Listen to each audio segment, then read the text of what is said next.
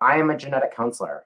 I serve cancer genetics patients in the greater San Francisco Bay Area, and I'm on the board of directors for the National Society of Genetic Counselors. Today is dedicated to empowering genetic counselors by raising awareness and interest about the profession in our communities and institutions, and to help the public understand the important and supportive role genetic counselors can play in their healthcare. We encourage you to take time today to educate others about the value of genetic counselors. We're vital members of the healthcare team who empower patients and families with information and provide guidance and emotional support to help them understand their family history, testing options, and risk so they can make informed healthcare decisions. NSGC's mission is to integrate genetics and genomics to improve healthcare for all. In order to meet this goal, we need to prioritize diversity, equity, inclusion, and justice. Advancing inclusion in the genetic counseling community will allow us to better serve our profession and our patients. I'm thrilled to kick off this important day with two genetic counselors who make it their mission to promote the active participation and leadership of people with diverse identities. Just lost my spot. Perspectives and backgrounds. I'm happy to be joined today by Erica Price and Brady Bunkelman. Erica is a preconception genetic counselor and is a consultant in GOLDEN, which stands for Genetics, Opportunity, Learning, Development, and Empowerment Network. This initiative is committed to cultivating interest in genetic counseling among prospective African American and Black students. Brady is a recent graduate of Northwestern University's genetic counseling program and works as a genetic counselor and is involved in NSGC's JEDI committee. I apologize, I missed. Erica uses she, her pronouns, and Brady uses he, they pronouns. Now, let's dive into some discussion. If the audience has any questions for us during the live stream, please feel free to post them in the comment section and we'll answer them towards the end of the broadcast. Thank you for joining me, Brady, Erica. As we all know, the genetic counseling community has been hard at work making progress in advancing inclusion, especially this past year. But let's start with actually some of the hard questions, as it's difficult to understand progress without knowing where we've come from. What are some of the challenges you found entering and being in this profession of genetic counseling? Erica, you want to kick us off? Sure.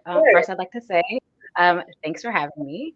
In reflecting about this question, I think one of the things that has echoed for many students through our community is kind of being the only one in your cohort, the only one in a professional space, and trying to figure out how to navigate that experience, whether it's having a hard time with speaking up in class about issues that maybe the rest of the cohort don't necessarily fully understand because they also have differing backgrounds. I think that for me, that was one of the most challenging things is trying to find my voice as an individual and knowing when are good times and how to address concerns that I have with a program, with my other professional counterparts, because it's something that I feel like comes up and trying to learn how to educate others on diverse backgrounds to begin with. How about yourself, Brady? Yeah, again, I'd like to say welcome to everybody. Thank you so much for having me today. I think, coming into this profession, I really thought, I was very dewy-eyed. I thought that genetic counselors were very open, very inclusive, and that, our field was different from other medical professions that tend to be more heteronormative, a little bit, all the isms essentially. And what I've discovered is that, that's not necessarily the case. We're trying our best to work towards being more inclusive and more diverse, but there are still so many different issues that we face as genetic counselors, especially from minority backgrounds. Like Erica said, really trying to be that voice in the room, really trying to speak up can be quite exhausting sometimes. It is difficult to see just how often people still within our field mix up up sex and gender, for example, or how we're still trying to really figure out pedigree symbols when these conversations should have been happening for a long time. And so it has been quite challenging to realize, thinking one thing and then coming to learn that the field is not necessarily where you would hope it would be. I definitely echo those ideas, and Erica, especially kind of being the only one entering this field, definitely felt that way. I was on many levels that kind of intersectional identities many of us have in coming to the gen counseling profession. I remember being a student and was like talking about my refugee parents and not having the social capital to understand the norms in the healthcare environment, and being in like book club and talking about our like family experiences, and actually having to do the hard work of understanding it really for the first time myself, and much less having to share that with my colleagues. And then compounding that with kind of growing into and coming to terms with my own identity as a gay man in my like early adulthood kind of made entering the profession a challenge, that took time. One of the questions I want to pose next is, what are some of the safe spaces or opportunities that have allowed you to understand or come to better terms with our diverse identities in this profession? Brady, you want to start us off? Yeah, of course. So something that really excites me about this field is all the future colleagues. I don't like using the word students because I think once you're in a profession, or even when you're starting to apply to professions, you really are going to be a future colleague, essentially. So I don't like using the word students as much. So I think for me, with me and my future colleagues from my class, just that was my safest space, being able to realize that, we all kind of had this one idea of what this profession would be, and then realizing there's actually a lot of work that we need to do. So being able to talk with them, in addition to, a lot of really supportive supervisors and people who would want to have these conversations, even though they were challenging, is just all the really great safe spaces that I've been able to find.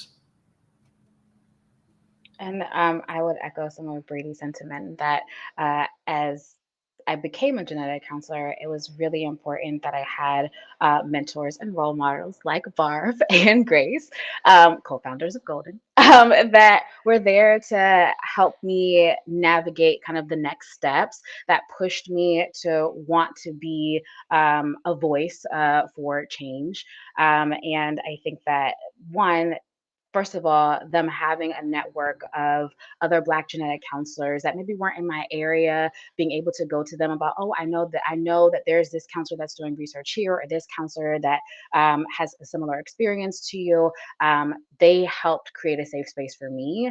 And then it's always encouraging that as new students come into Golden, I'm hoping that we're also helping to create a safe space for them as well, so that they have a place and don't necessarily always feel like the first, the only in their cohorts. I also echo that kind of seeking out mentors aspect. I remember as a it's hard to call myself a future colleague back then, but as a student back then, seeking out people that had identities that could even though they weren't directly involved in my program and interacting with me daily, seeking them out as mentors to help guide my progress. I remember kind of fanboying around Vivian Oda Wang and Rob Pilarski just to kind of try and understand like what else is it like to be a genetic counselor. And so in thinking about that, what activities or progress do you feel like NSGC or the GC community has made towards creating a welcome environment for diverse individuals? Erica, you want to start? Sure. Yeah. So I think that um, over the last several years of one being a genetic counselor and going through the genetic counseling process, I've seen a shift in how communicative we are about prioritizing diversity in our field.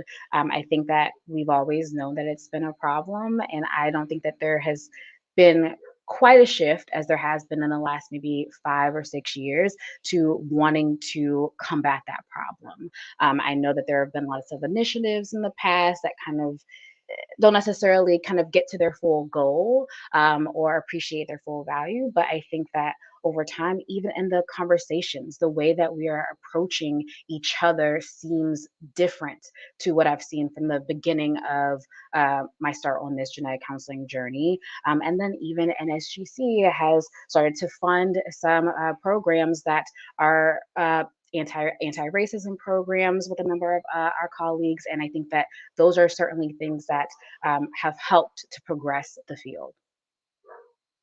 Yeah, kind of echoing that. Again, we're using the word echo a lot.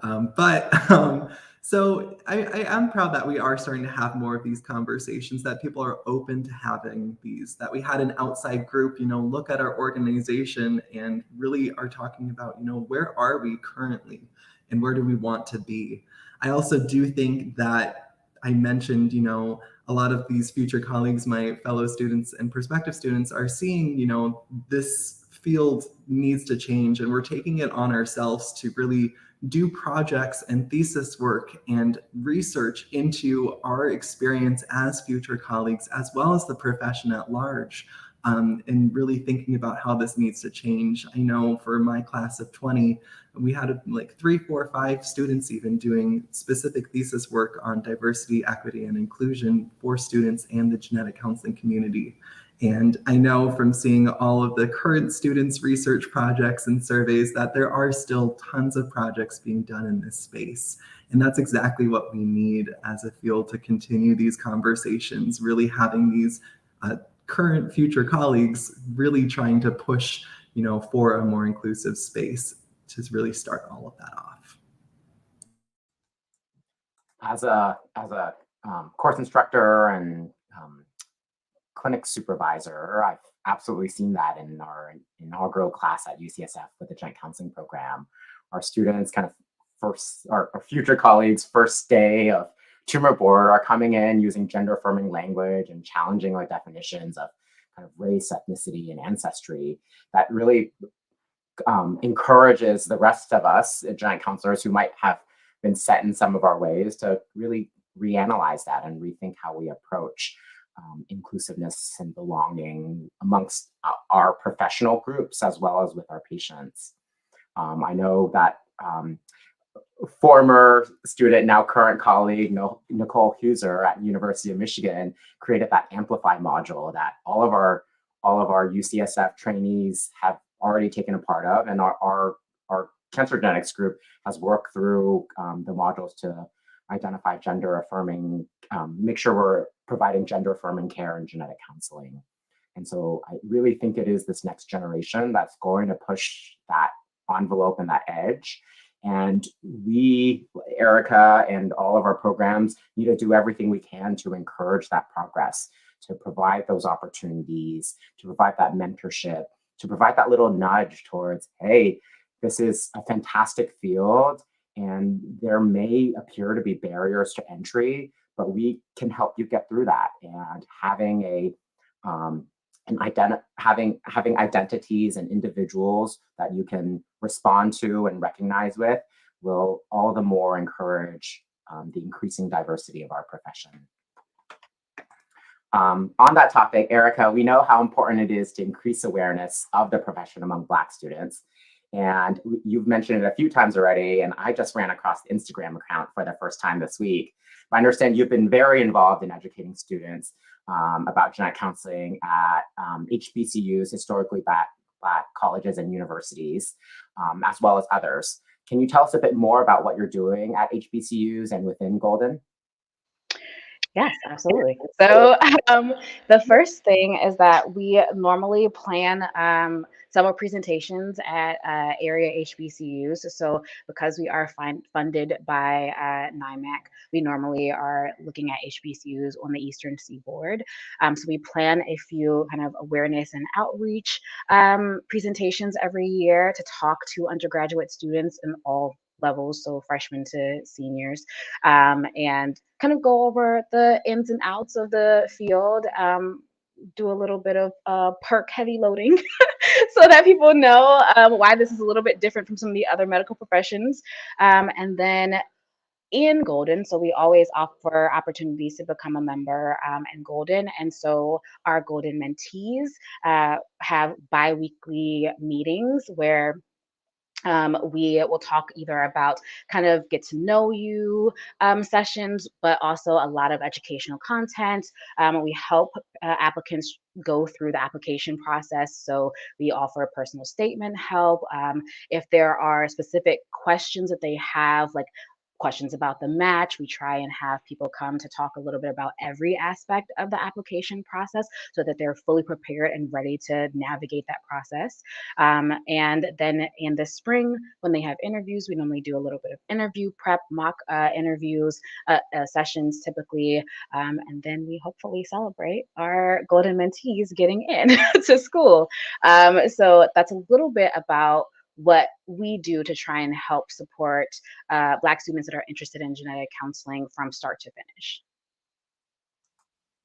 Thank you for sharing, and for everybody, go seek out Golden on social media, Yes, because I know, Erica, you've done the social media accounts, right?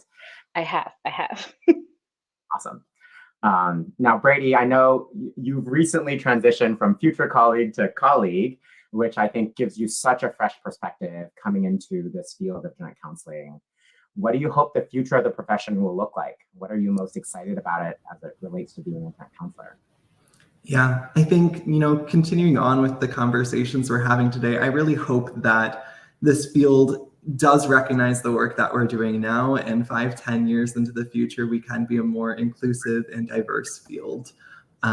We always talk about this pipeline, about trying to start early and get more diversity. And yes, that takes time, but I'm hoping that with all the conversations we're having now, it will really get there. Like I said, when I was entering school, I really had this, really kind of perspective that everything was amazing. And even starting within classes, I quickly realized that it was not necessarily as inclusive as it could be. And so I made it really a point throughout my own education to try and educate others, to really speak up about gender inclusivity, about LGBTQ plus individuals within this space that might not feel as accepted. And seeing that that's not even just at program levels, but needs to be more of a conversation at the national level, I decided to join the JEDI committee as a student member and really try and amplify just these conversations about diversity and inclusion. I do think that sometimes we are so set in increasing this pipeline that sometimes it becomes a little bit even more difficult for people to join our profession. I was recently speaking with some prospective students who thought it was a prerequisite to become a genetic counselor assistant before applying to graduate school.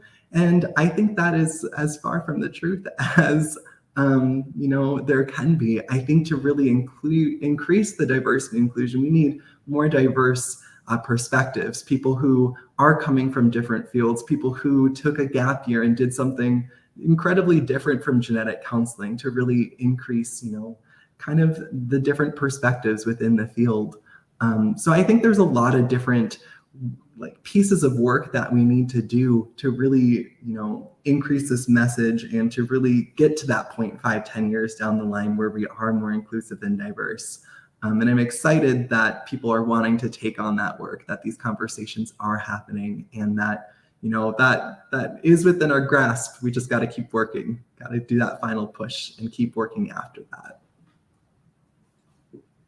I think that work is challenging, and I agree. Having sat on a couple admissions committees now, that bar seems so high sometimes to enter, to become a genetic counseling student.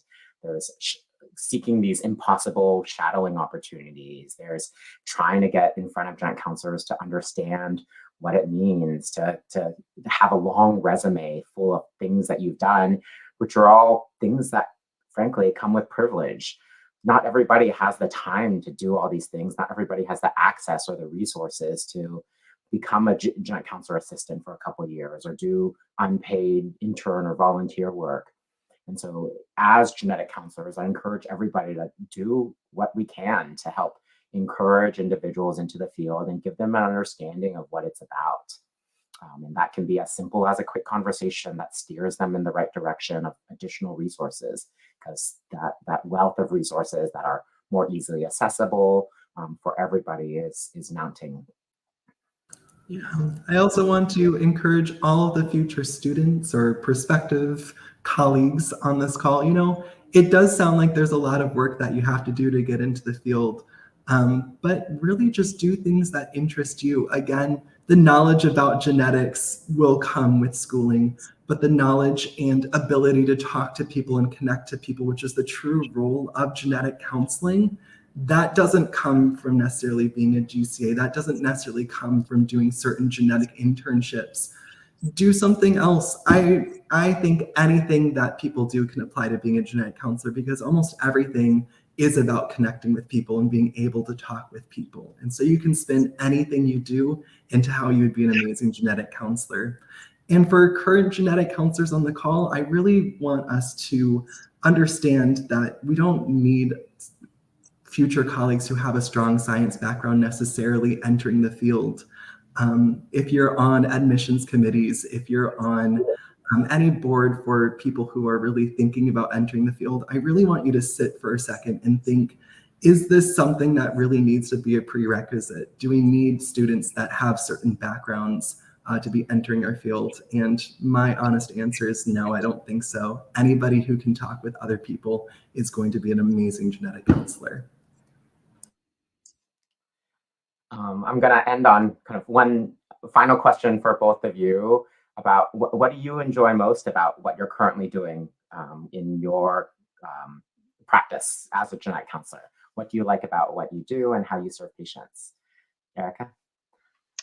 I love being able to meet with patients virtually because I'm meeting them in their home where they are the most comfortable. And I think that, yes, there are always good and bad sides to virtual, but I think that in general, patients are more at ease when they're hearing about information. And I love being able to educate in a place where they feel they have the ability to kind of listen really without there being a lot of distractions. A lot of times when I was in clinic, in a kind of brick and mortar space, I felt like, oh, there was the rush to get there, and then oh, we're running a little bit late, and there was just so many of these distractions that come sometimes with how we are presenting information in the time space of a brick and mortar kind of building, whereas they're in their home, they're a little bit more chill, and they are interacting with me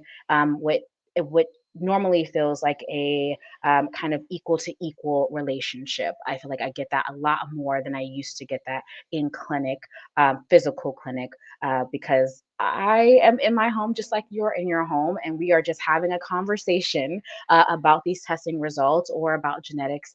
So that's one of the things I really love about this virtual space.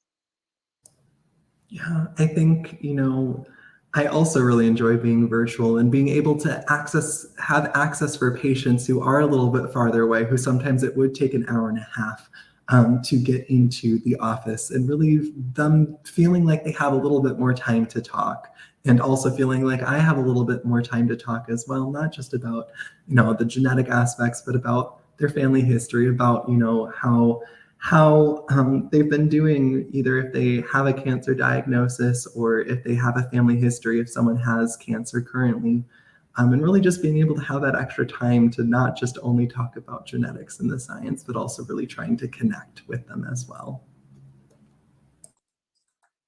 And I feel like our field has progressed so rapidly, and the importance of genetics and genetic counseling and genetic testing has become integrated into so many different parts of healthcare. I'm excited about the opportunities to drive that progress and to identify which patients most benefit from having those conversations with us as genetic counselors, and which patients just need their doctor to get them their testing done so that they can get on with their treatment.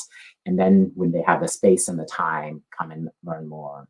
And so those opportunities to understand and refine access are some of the things that I think are super cool with what we're doing in our field today.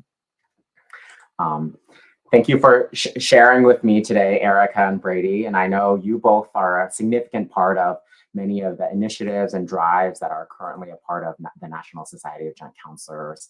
I think it's incredible that part of our current strategic plan is a pillar on justice, equity, diversity, inclusion to really operationalize a sustainable structure and culture that supports JEDI within our organization. And many of you and many of our members and many of the people listening today are helping progress that. And we've appropriately had some missteps, but that progress needs to be made. And this is all trial and error.